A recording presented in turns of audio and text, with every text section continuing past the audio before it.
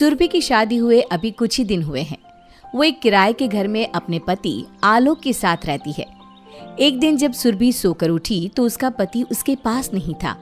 उसने पूरे घर में देखा पर वो कहीं नहीं दिखा। तो उसने अपने पड़ोसियों से पूछा, लेकिन उसका कहीं कोई पता नहीं चला। कमाल है, मुझे बिना बताए कहाँ चले गए। आज से पहले ऐसे तो कभी नहीं गए। हे ऊपर वाले, सब कुछ ठीक हो बस। मेरा दिल बहुत घबरा रहा है। सुरभि ये सब सोच के दुखी हो ही रही थी कि अचानक उसकी नजर अलमारी पर गई, जो कि खुली हुई थी। सुरभि ने जब उस अलमारी को चेक किया तो वो बहुत हैरान रह गई।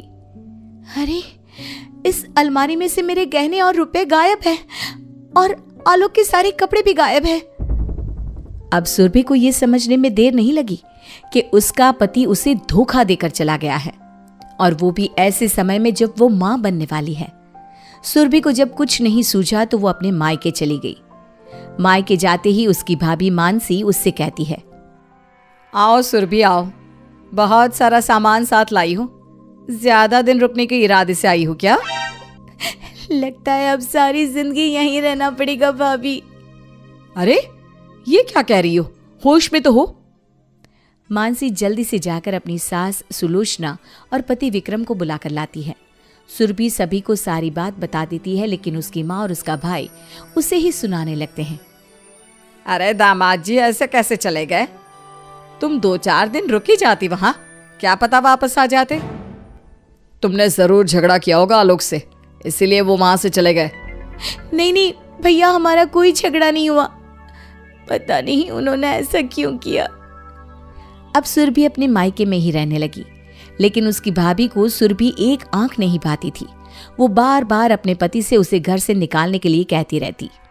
सुनिए जी, आप अपनी बहन का रहने का इंतजाम कहीं और कर दीजिए ना। मैं उसे इस घर में और बर्दाश्त नहीं कर सकती। अरे, मैं कहाँ रहने का इंतजाम करूं? पैसे कोई पेड़ पर थोड़ी ना उगते हैं। उसे जिस घर में रखूंगा तो उस घर का किराया भी तो मुझे ही देना होगा और सारा खर्चा भी मुझे ही उठाना होगा। मैं ये सब नहीं कर सकता। आजकल इतनी महंगाई हो गई है, यहाँ अपना पेट पालना मुश्किल है। अब इन महारानी के नखरे भी उठाओ।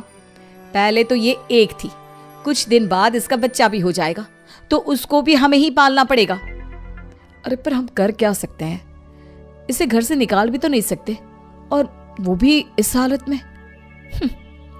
आप इसे घर से नहीं निकाल सकते, लेकिन मैं तो निकाल सकती हूँ ना। मैं उसे इतना परेशान कर दूंगी कि वो खुद ही ये घर छोड़ने पर मजबूर हो जाएगी। क्या सोच रही हो मानसी? हाँ, अब कुछ नहीं सोच रही। ऑफिस के लिए देर हो जाएगी, चलिए नाश्ता कर लीजिए। मानसी सुरभि को आवाज लगाती है। सुरभि, ओ सुरभि। हाँ भाभी। चलो जल्दी से नाश्ता लेकर आओ, तुम्हारे भैया को ऑफिस जाना है, देर हो रही है। लेकिन भाभी, मैंने तो कुछ बनाया नहीं। वो क्या है ना, किसी ने मुझसे खाना बनाने के लिए कहा भी नहीं था। सुरभि, तुम इस घर में मेहमान नहीं हो जो 2-4 दिन रहकर चली जाओगी। तुम यहाँ हमेशा के लिए रहने आई हो, तो तुम अपनी जिम्मेदारी खुद समझो और घर का काम कर लिया करो। मानसी की बात सुनकर सुलोचना भी वहां आ जाती है। हाँ बेटी, मानसी ठीक बोल रही है। तुम्हारे दिन भर रोते रहने से तुम्हारा पति वापस तो नहीं आ जाएगा। घर के काम में अपनी भाभी की मदद करवा दिया करो, तुम्हारा भी दिल लगा रहेगा। ठीक है माँ, मैं अभी नाश्ता बना देती हूँ। रहने दो सुरभि, मुझे देर हो रही है, मैं बाहर ही कुछ खा लूंगा। ये कहकर विक्रम घर से चला जाता है। सुरभि को अपनी भाभी और माँ की बात समझ में आ गई कि वो अपने मायके वालों पर बोझ बन गई है। अब सुरभि अकेले ही सबके लिए खाना बनाने लगी। एक दिन सुरभि खाना बना रही थी कि तभी उसे मानसी ने आवाज दी। सुरभि, सुरभि जल्दी यहाँ आओ। सुरभि मानसी के पास पहुंची तो मानसी ने कहा, सुरभि, तुमसे खाना बनाने के लिए बोला है तो इसका मतलब ये नहीं कि तुम सारा दिन किचन में गुजार दो। घर में और भी काम होते हैं ना, थोड़ा उन पर भी ध्यान दिया करो। आज मेरी तबीयत ठीक नहीं है, तुम खाना बनाकर कपड़े धो देना। खाना बनाने के बाद सुरभि कपड़े धोने लग जाती है। सुरभि की भाभी इतना भी नहीं सोचती कि उसकी ननद प्रेग्नेंट है। वो उससे ऐसी हालत में सारे घर का काम करवाती है। तभी उसकी माँ उसके पास आकर कहती है, सुरभि, तुझे दुनिया का सारा काम याद रहता है, लेकिन मेरा ही काम भूल जाती है। मैंने तुझे पूजा की थाली तैयार करने के लिए कहा था ना। वो माँ, मैं कपड़े धोने के चक्कर में भूल गई, अभी लेकर आती हूँ। रहने दे, तू तो बस कपड़े धो, मैं कर लूंगी अपना काम खुद ही। सुलोचना वहां से चली जाती है। सुरभि कपड़े धोकर रात के खाने की तैयारी करने लगती है। रात को सब खाना खाने बैठते हैं। सुरभि सबके लिए खाना परोस रही होती है, तभी उसका भाई उससे कहता है, सुरभि, मुझे ऑफिस के काम से दूसरे शहर जाना है, तो मैं 5 बजे घर से निकलूंगा।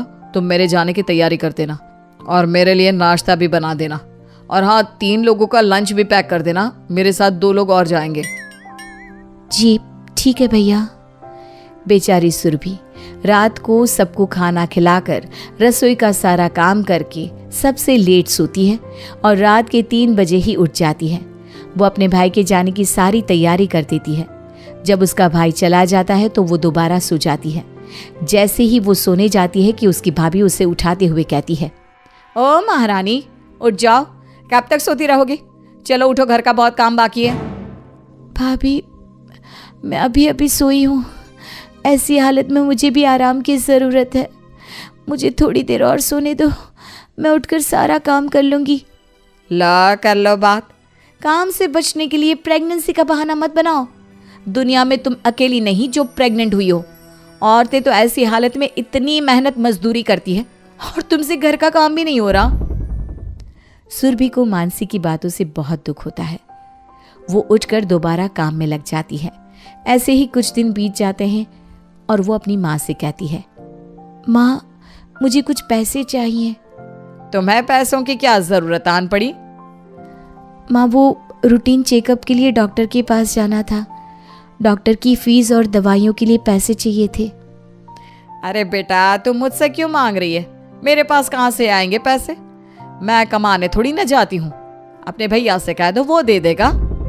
अब सुरभि अपने भाई के पास जाती है। हालांकि उसे अपने भाई से पैसे मांगते अच्छा तो नहीं लग रहा था, लेकिन उसके पास कोई और रास्ता भी नहीं था। पर उसके भाई ने भी उसे मना करते हुए कहा, देखो सुरभि, मैं इस घर का खर्चा ही बहुत मुश्किल से उठा पाता हूँ। ऊपर से तुम्हारी ये डॉक्टर की फीस और दवाई का खर्चा, ना बाबा, मैं नहीं दे सकता। तुम किसी सरकारी अस्पताल से अपना इलाज क्यों नहीं करा लेती? आजकल तो सरकारी अस्पताल में अच्छी अच्छी सुविधाएं मिल रही हैं और अच्छे से इलाज भी हो जाता है। विक्रम की बात सुनकर सुरभि की आंखों में आंसू आ जाते हैं। वो सोचती है, मैंने कभी नहीं सोचा था मेरा सगा भाई और माँ मेरे साथ ऐसा व्यवहार करेंगे। अब समझ में आया कि बेटियां शादी के बाद पराई क्यों हो जाती है। इसमें इनकी क्या गलती? अब मैं तो पराई हो गई हूं ना, और पराए लोग तो बोझ ही होते हैं। सुरभि अपना इलाज सरकारी अस्पताल में करवाती है और ऐसे ही वो अपने दिन गुजारती है, जहां वो अपनों के साथ रहकर भी अपने आप को पराया महसूस करती है। एक दिन सुरभि की तबीयत बहुत खराब होती है। भाभी, मेरी तबीयत बहुत खराब है, मुझे अस्पताल ले चलिए। सुरभि, तुम घर में कुछ काम तो करती नहीं। तुमसे काम के लिए कहती हूँ तो तुम अपने प्रेग्नेंट होने की बात करके काम टाल देती हो। अब अगर मैं तुम्हारे साथ अस्पताल गई तो घर का काम कौन करेगा? माँ, भाभी तो नहीं आ रही, आप ही चलो ना मेरे साथ। बेटी, अब इस बुढ़ापे में मुझसे अपना बोझ तो उठता नहीं, मैं तुम्हारा बोझ कैसे उठाऊंगी? तू ही बता, कैसे जा सकती हूँ मैं? माँ, तो आप भैया को फोन कर दो, वो आ जाएंगे। वो तो शहर से बाहर गए हैं और यहाँ होते ना तो भी नहीं आते। जब सुरभि की तबीयत ज्यादा खराब हो गई तो मानसी उसे अस्पताल लेकर चली गई। डॉक्टरों ने सुरभि का इलाज करना शुरू कर दिया। कुछ देर बाद सुरभि को होश आया तो एक नर्स ने कहा, कैसा फील कर रही हो आप? मैं ठीक हूँ, मेरा बच्चा। आपकी बेटी हुई है और बहुत प्यारी है। नर्स छोटी सी बच्ची को लाकर सुरभि के हाथों में थमा देती है। सुरभि कहती है, मेरे घर से कोई आया है? नहीं, आपकी भाभी आपको यहाँ छोड़कर चली गई। ये बात सुनकर सुरभि का दिल टूट गया और वो अपनी बच्ची को हाथ में लिए बस ये सोच रही थी, अब मैं कहाँ जाऊंगी?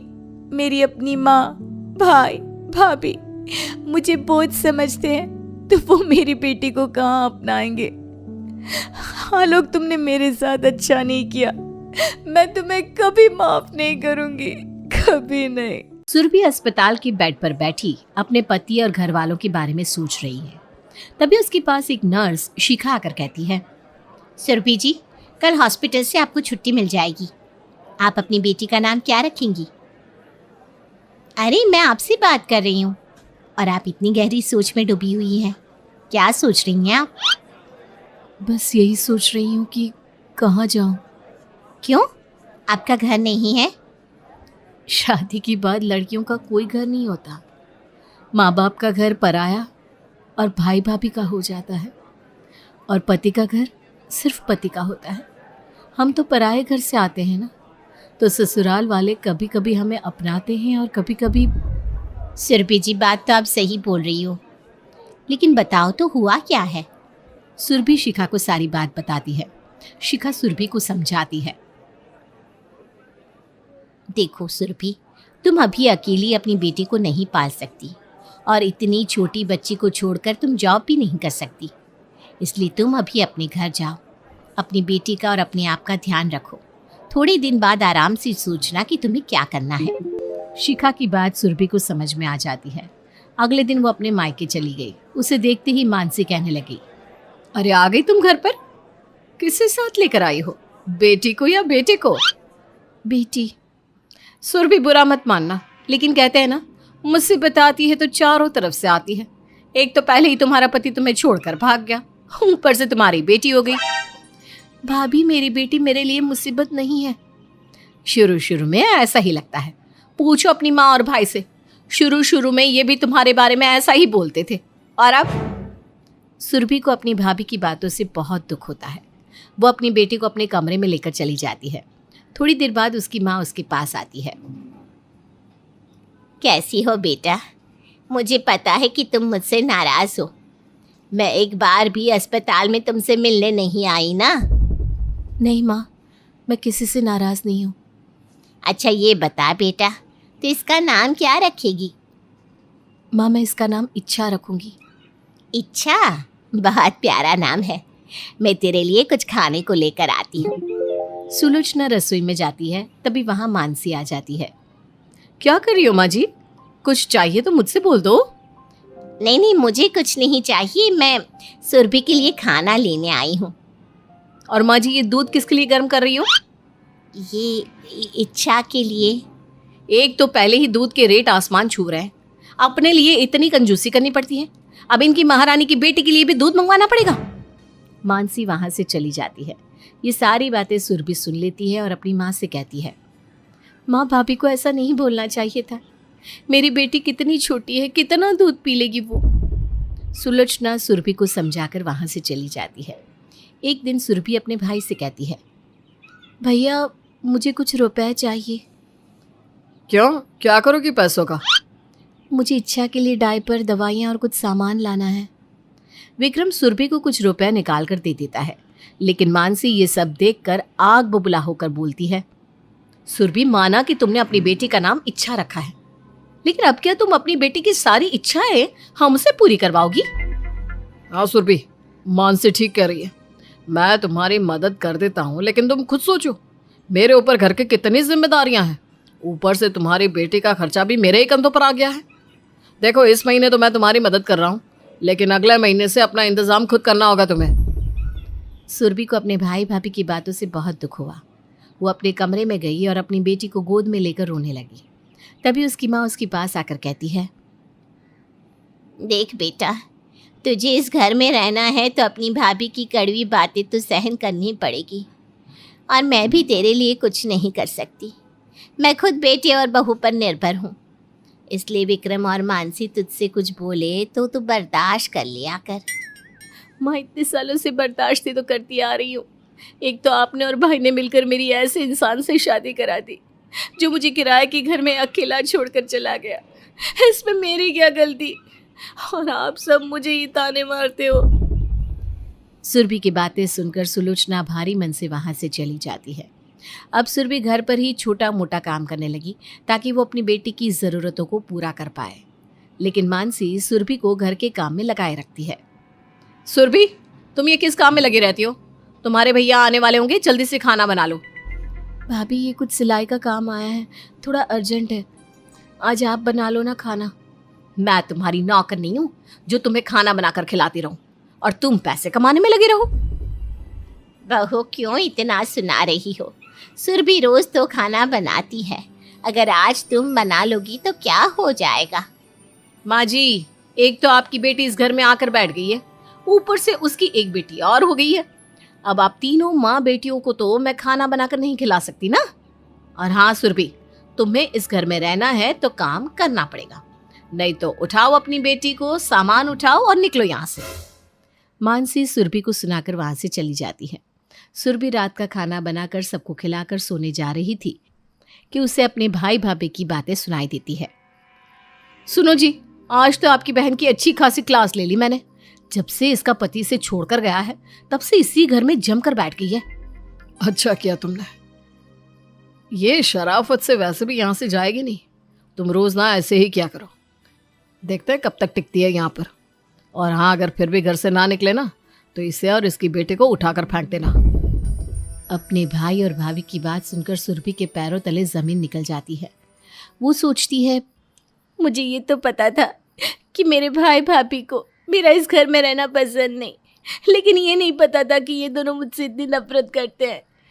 मेरी इच्छा कितनी छोटी है, अभी मुझे इसे पढ़ाना लिखाना है। अगर इन्होंने मुझे घर से निकाल दिया तो कहाँ जाऊंगी मैं? सुरभि पूरी रात यही सोचती है। सुबह होते ही वो अपनी बेटी को लेकर कहीं चली जाती है। जब मानसी को पता चलता है कि सुरभि घर पर नहीं है तो वो अपनी सास से कहती है, माँ जी, मुझे ना आपकी बेटी के चाल चलन कुछ ठीक नहीं लग रहे। इसकी इन्हीं हरकतों की वजह से दामाद जी से छोड़कर चले गए होंगे। सुबह सुबह किसी को बिना बताए ना जाने कहाँ चली गई। अब घर का काम कौन करेगा? मानसी अपनी सास से बात कर रही थी कि तभी सुरभि एक वकील और पुलिस वालों के साथ घर में आती है। मानसी और विक्रम कौन है? हाँ बोलिए वकील साहब, मैं विक्रम हूँ और ये मेरी पत्नी मानसी है। क्या हुआ? मिस्टर विक्रम, मैं सुरभि जी की तरफ से आपको नोटिस देने आया हूँ। कैसा नोटिस? सुरभि जी को अपने माता पिता की संपत्ति का आधा हिस्सा चाहिए। अगर आप उनका हिस्सा अपनी मर्जी से देते हैं तो ठीक है, नहीं तो कोर्ट उन्हें उनका हिस्सा दिलाएगी। सुरभि, तुम्हें हिस्सा चाहिए? तुम्हें इस घर में किस चीज की कमी है जो तुमने ये कदम उठाया? और तुम अपने साथ पुलिस को क्यों लाई हो? भैया, ज्यादा भोले बनने की कोशिश मत करो। रात को मैंने आपकी और भाभी की सारी बातें सुन ली थी। भाभी हमेशा मुझे इस घर से निकालने की धमकी देती रहती है, तो उन्हें ये बात बताना ज़रूरी हो गया था कि इस घर में आपका और मेरा हिस्सा है। ये घर जितना आपका है उतना ही मेरा, भाभी का नहीं। मिस्टर विक्रम, हमें वकील साहब बुलाकर लाए हैं। हम आपसे सिर्फ इतना कहने आए हैं कि जब तक कोर्ट में केस चलेगा सुरभि जी इसी घर में रहेंगी। आप, आपकी पत्नी, आपकी माँ, कोई भी इन्हें इस घर से नहीं निकाल सकता। अगर आप तीनों में से किसी ने भी इन्हें घर से जाने के लिए मजबूर किया तो ये अपराध की श्रेणी में आएगा। आगे आप खुद समझदार हैं। पुलिस और वकील वहां से चले जाते हैं। मानसी और विक्रम को यकीन नहीं हो रहा था कि सुरभि ये कदम भी उठा सकती है। हैरान तो सुलोचना भी थी, लेकिन उसे कहीं ना कहीं इस बात की संतुष्टि थी कि उसकी बेटी ने अपने अधिकार के लिए एक कदम उठाया। अब सुरभि अपने लिए जॉब की तलाश में है और अब वो अपनी जिंदगी की नई शुरुआत करना चाहती है। घर में बहुत देर से फोन बज रहा है। अरे जो, अरे ओ श्यामा, फोन उठा लो रे बाबा। कोई नहीं उठाएगा, इस घर में जिम्मेदारी और फोन मुझे ही उठाना पड़ता है। हेलो, कौन? देवी प्रसाद है। अरे कौन दैवी प्रसाद? ये दैवी का प्रसाद का घर नहीं है। क्या देवी प्रसाद घर में नहीं है? देवा रे देवा, नहीं, देवी का प्रसाद घर में नहीं है। वो मैं मस्त सॉस लगा के खा गई। तो देवा का प्रसाद है। अरे साला हलकट, मजाक करता है। फोन रख, रख फोन साले। क्या हुआ सासू मैया, इतने गुस्से में क्यों हैं आप? अरे श्यामा, मैं कितनी बार बोली है कि रॉन्ग नंबर मुझसे नहीं उठवाने का। तुम कब काम करोगी? माँ जी, मुझे कैसे पता चलेगा कि रॉन्ग नंबर है कि राइट नंबर? अरे रॉन्ग की बात क्या आते रे बाबा? राइट आता है। और राइट के बाद क्या आता है बाबा? राइट के बाद रॉन्ग आता है। अरे देवा, राइट के बाद रॉन्ग नहीं, राइट के बाद लेफ्ट आता है। तूने सुना नहीं? Left right left right left right left. तभी फिर से फोन बजता है। अब तू उठा। हेलो, कौन बात कर रहा है? हेलो, देवी प्रसाद है? माँ जी, आपके लिए फ़ोन है। श्यामा सासू माँ को फोन देकर वहां से खिसक जाती है।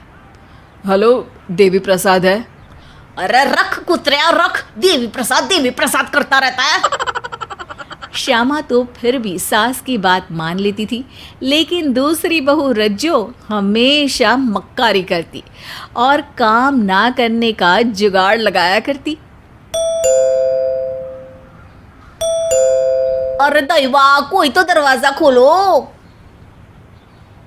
मैं ना तो दरवाज़ा खोल सकती हूँ ना मुँह, आज मेरा मौन व्रत है। अरे तो ये जो बात तूने बोली, ये कहाँ से निकली रे बाबा?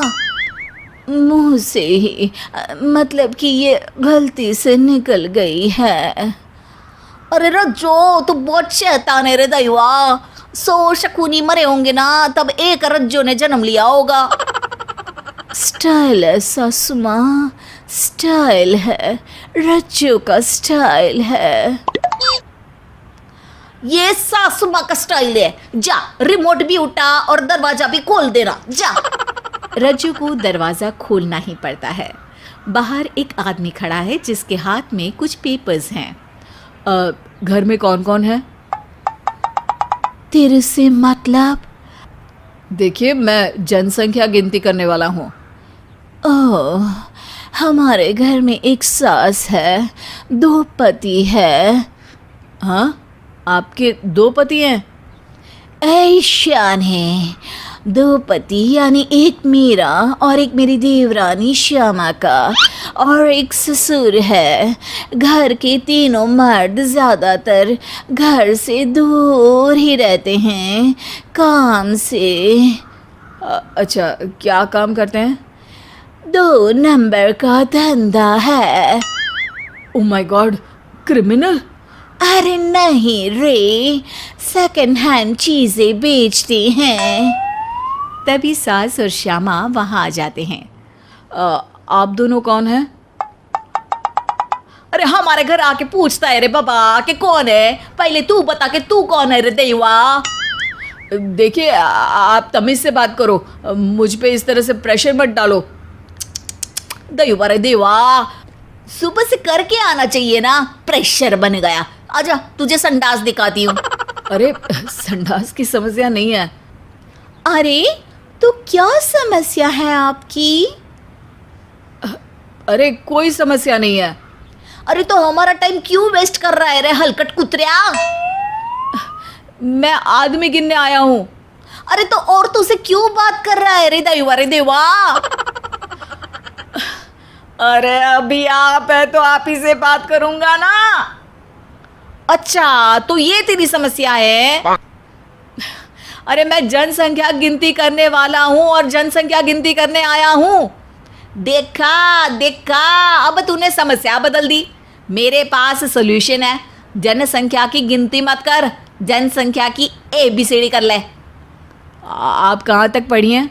दोपहर तक। मतलब सुबह आपका बापू आपको स्कूल छोड़ के गया और दोपहर को सारा स्कूल आपको वापस घर छोड़ने आया, ऐसा क्या? अरे नहीं रे बाबा, मैं रात को सोई और दोपहर तक बिस्तर पे पड़ी। मुझे नहीं करनी गिनती, मैं जा रहा हूँ।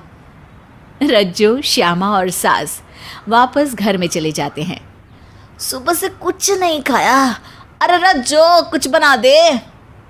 माँ जी, आप मुझे रोज़ खाना बनाने को बोलती हैं, मैं मायके चली जाऊंगी। अरे दैवा, 2 साल से जली रोटी नहीं खिलाई और धमकी दे रही है। अरे तू जा रे बाबा, जा। मैं चली जाऊंगी। अरे जा ना। मैं चली जाऊंगी। हाँ। अरे हाँ जा। मैं सचमुच चली जाऊंगी। अरे चल ना मेरी माँ, चली जाना। मैं जा रही हूँ। अरे तू जाती है कि नहीं जाती है? नहीं, मैं नहीं जाऊंगी, आपका खाना बना के जाऊंगी। इसका मतलब तू इधर से कभी नहीं जाएगी? सासू माँ, मैं खाना बना तो रही हूँ। ओहो, आहा, सासू मैया, ज़रूर इसकी कोई चाल है, वरना ये शैतान श्यामा आपको मर्जी से खाना बना के क्यों दे रही है? ज़रूर ये आपका घर हड़पना चाह रही है। अरे दैवा, अरे जो जास्ते डराने का नहीं ना, मैं डर जाती है रे दैवा। मैं ना सासू मैया सही मुहूर्त में खाना बनाऊंगी। हाँ, मुहूर्त का चक्कर सासू मैया, मुहूर्त का चक्कर बहुत बेकार होता है। ज़रूर ये ऐसे मुहूर्त में खाना बनाएगी जिसको खा के आपका पेट गुदगुदा जाएगा। अरे रज्जो, अब तेरा बहुत हो गया। हाँ, क्या करेगी तू मेरा? हाँ, तू ये बताना, तू क्या करेगी मेरा? रज्जो सास का पानी का लोटा उठा लेती है। ये जो लोटा तेरे हाथ में है ना, इसमें तेरी अस्थि होगी और गटर में बहा के आऊंगी मैं। हाँ, तेरी तो रुक, अभी बताती हूँ मैं कि मैं क्या करूँगी। बस उसके बाद रज्जो श्यामा के पीछे, सास रज्जो के पीछे भागते ही रहते हैं। सासू मैया! रज्जो लोटे को श्यामा की तरफ फेंकती है, पर श्यामा की जगह लोटा दीवार को लगता है और दीवार से टकरा के सीधा सासू मैया को। अरे मेरा माथा फोड़ी रे, मारा रे मारा, साला खोपड़ी को तोड़ डाला। अय्या, खोपड़ी तोड़ दी। दैवा रे दैवा। अब की बार श्यामा रज्जो के पीछे लोटा लेकर भागती है। तभी घर में रज्जो और श्यामा के पति और ससुर आ जाते हैं। अरे ये क्या हो रहा है? अरे बाबा, वो थोड़ा हेरा फेरी हो गया था काम में।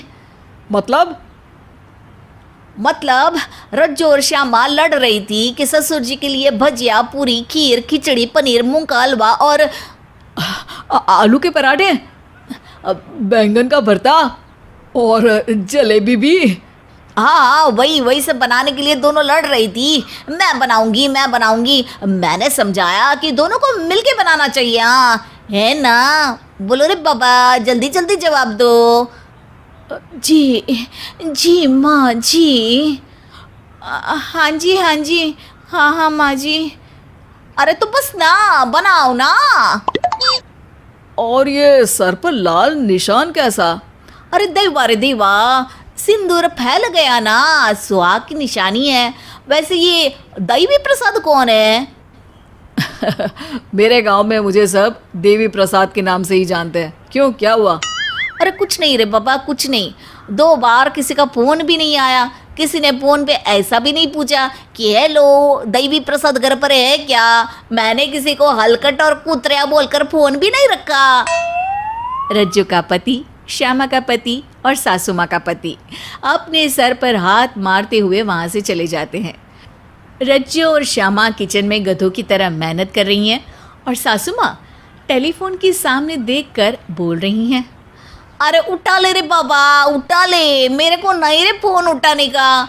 दैवी प्रसाद घर पर ही है। प्रीति और उसकी सास दुर्गा जी प्लेन में पहले कभी चढ़े नहीं थे, इसलिए जब मौका मिला तो पहले से तैयारी करने लगे। माँ जी, इंदौर से दिल्ली जाना है, बीच में चित्रकूट भी पड़ेगा। मेरी बुआ का घर वहीं है, ऊपर से ही पाई लागू बोल दूंगी। हाँ, बीच में भोपाल भी तो आएगा। मैं अपने भाई संतोष को भी ऊपर से आशीर्वाद दे दूंगी। अरे रुक ना, संतोष को फोन लगा देती हूँ कि छत पे खड़ा हो जाए। हाँ, और नर्मदा नदी भी पड़ेगी रास्ते में ही, मैं ऊपर से ही नारियल और फूल चढ़ा दूंगी। अरे वाह बहू, मुझ पर गई है बिल्कुल। एक यात्रा में इतने सारे काम हो जाएंगे। सोच, हर जगह जाना पड़ता तो कितना खर्चा हो जाता। आनंद भी तो आएगा ना माँ जी। अरे बस ऊपर डर ना लगे। इसमें डर की क्या बात है माँ जी? ऐसा समझ लीजिए कि हवा में उड़ने वाली गाड़ी है। बस खिड़की के बाहर हाथ मत निकालना, और कोई अनजान व्यक्ति कुछ दे तो खाना मत। हाँ, और जेब कतरों से भी सावधान रहूंगी। अरे लेकिन मैं तो साड़ी पहनती हूँ ना, जेब तो होती ही नहीं है। मैंने तो सुना है कि हम बादलों से भी ऊपर उड़ेंगे। अच्छा, सही है ये तो। बादल के ऊपर तो ठंड भी बहुत होगी। तूने ठंड के कपड़े तो बांध लिए ना? अरे माँ जी, कैसी बातें कर रही हैं आप? हम खिड़की बंद कर लिया करेंगे। काफी डिस्कशन होने के बाद दोनों के अंदर की घबराहट टाटा बोल चुकी थी और उत्साह ने उसकी जगह ले ली थी। चिराग का कोई आइडिया नहीं था कि आने वाली फ्लाइट में क्या होने वाला है। शुरुआती गड़बड़ से हुई, जब सही कपड़े सिलेक्ट करने में इतना समय लग गया कि सब एयरपोर्ट लेट पहुंचे। देखा माँ, इसलिए बोल रहा था अब प्लेन छूट ना जाए तो अच्छा है। अरे बेटा, अगली गाड़ी पकड़ लेंगे ना। अरे माँ, यहाँ ऐसे काम नहीं चलता है। इंदौर से बनारस जाने वाली फ्लाइट के पैसेंजर्स की बोर्डिंग अब शुरू हो चुकी है। कृपया गेट नंबर 3 की ओर प्रस्थान करें।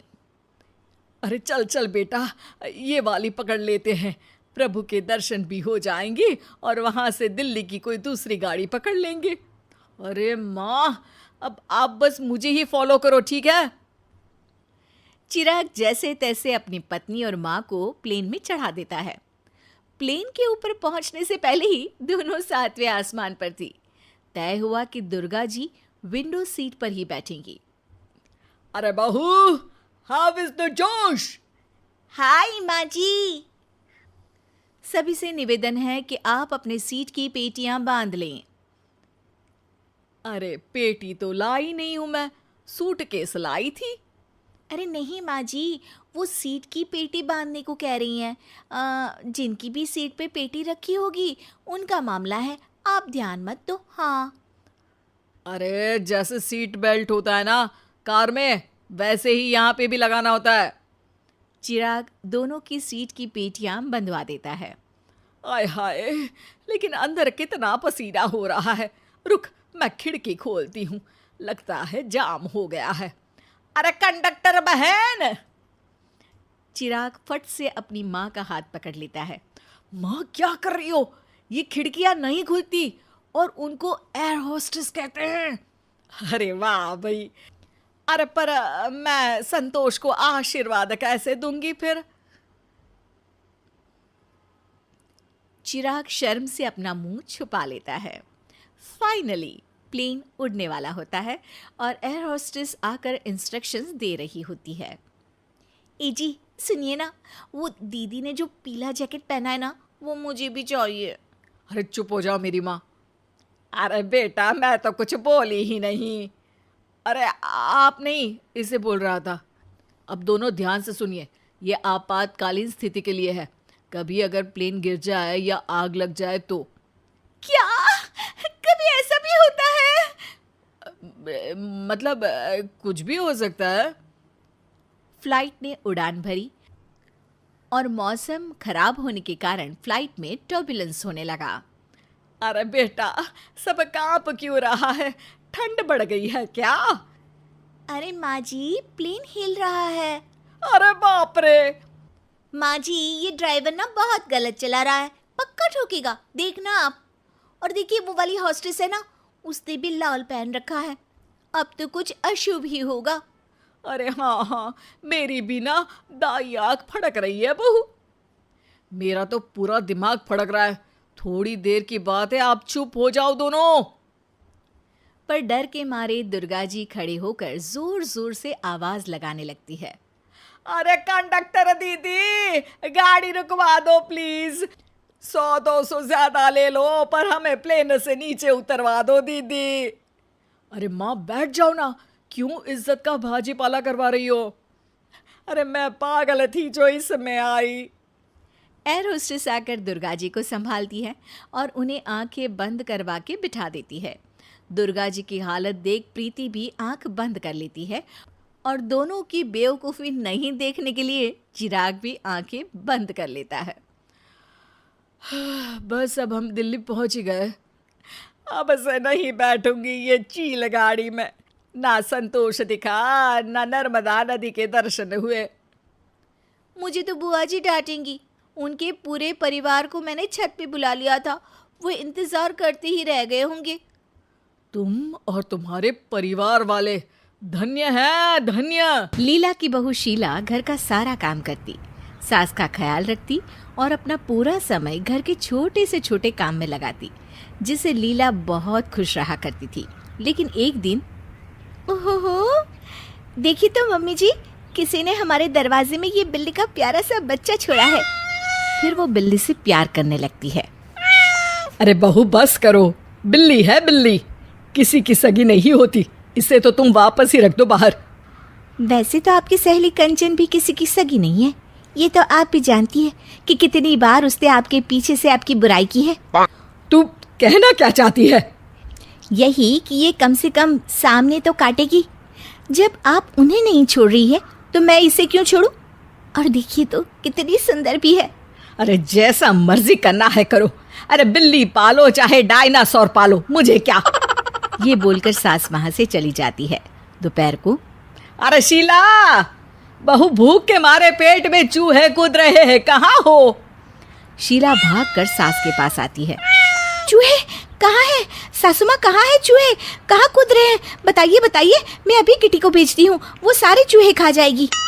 अरे कीटी की ताई, मेरे पेट में चूहे कूद रहे हैं, जल्दी से खाना दे दे, नहीं तो बता दे तेरे किटी ही खा जाती हूँ। मेरा पेट भी भर जाएगा और तेरी बिल्ली को मेरे पेट के चूहे भी मिल जाएंगे। सास की बात सुनते ही बिल्ली बहू की गोद से कूदकर भाग जाती है। अरे सासू माँ, आपकी बात किटी को पसंद नहीं आई लगता है। देखिए ना, डर गई बेचारी। हाँ हाँ, मुझसे तो आज तक कोई चूहा भी नहीं डरा और तेरी किटी बड़ा डर गई। शाम को शीला का पति ऑफिस से आता है। शीला, अरे ओ शीला, जरा चाय तो पिला दो, एक कप गर्मा गर्म, सर में दर्द हो रहा है। शीला किटी के बर्तन में दूध डालते हुए कहती है, अरे कहाँ से चाय बना दूँ? दूध की एक बूंद नहीं है। अरे कैसी बात कर रही हो?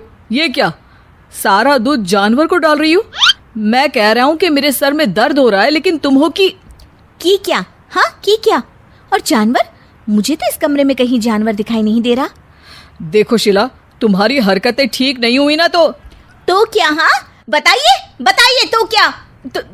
तो मैं बाजार से जाकर दूध लेकर आता हूँ। नाराज क्यों हो रही हो? अब ठीक है। और हाँ, फुल क्रीम मिल्क लेकर आना, बिना क्रीम का दूध किटी नहीं पीती है। बेचारा पति बाजार के लिए निकल ही रहा होता है कि सामने माँ आ जाती है। क्या हुआ बेटा, तुझे भी चाय नहीं मिली? अरे माँ, तुम्हें मजाक सूझ रहा है? मैं तो परेशान हो गया हूँ। अब ना खाने का डिब्बा मिलता है, ना ही साफ कपड़े। अरे बेटा, सारा दिन इसके साथ घर में मैं रहती हूँ, अब क्या बताऊँ। कल तो अपनी नई साड़ी फाड़ कर बिल्ली के लिए फ्राक सिल रही थी। माँ, अब तो इसका इलाज करना ही होगा, तुम ही कुछ करो ना माँ। ये कहकर बेटा वहां से चला जाता है। सास सोच में पड़ जाती है कि तभी उसे आइडिया आता है।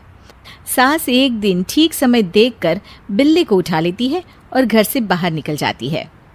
हे भगवान, चलते चलते तो मेरे पैर पर छाले निकल आए। 1 घंटे से पैदल चल रही हूँ, ये जगह अनजान लग रही है, यहीं इस बिल्ली को छोड़ देती हूँ। और फिर वो उस बिल्ली को वहीं छोड़कर घर के लिए वापस आती है। घर पहुंचकर कहती है, हे भगवान, थक गई, मेरे तो पसीने ही निकल आए। जिंदगी में इतना पैदल नहीं चली जितना उस बिल्ली को छोड़ने के लिए चली हूँ। ओ भगवान। लेकिन जैसे ही सास सांस लेकर सोफे पर बैठती है, सामने से बहू आ जाती है जिसके हाथ में बिल्ली होती है। अरे आपको क्या हो गया? वॉक पर गई थी क्या? अच्छा माँ जी, किटी को भूख लगी है, मैं इसे दूध देकर आती हूँ। सास जोर से चिल्लाती है, अरे बहू, ये बिल्ली तेरी गोदी में कैसे आ गई? कैसे मतलब? मेरी गोदी में ये जैसे आती है वैसे ही आ गई। सास ये देखकर दंग रह जाती है कि उससे पहले तो बिल्ली घर आ गई। अगले दिन सास बिल्ली को अपने रिश्तेदार को दे आती है। ये बिल्ली आपको मेरी तरफ से तोहफा। अरे जानवर बहुत वफादार होते हैं, इसे रखकर आपको मानसिक शांति का एहसास होगा। शुक्रिया बहन जी, आप इसकी बिल्कुल चिंता मत करना, मैं इसे बहुत प्यार से रखूंगी। तो इस तरह किटी से सास को छुटकारा मिलता है और वो एक बार फिर से चैन की सांस लेती है। लेकिन ये चैन की सांस कितनी लंबी है, ये तो पता चलेगा सास, बहू और कुत्ता बिल्ली के अगले एपिसोड में।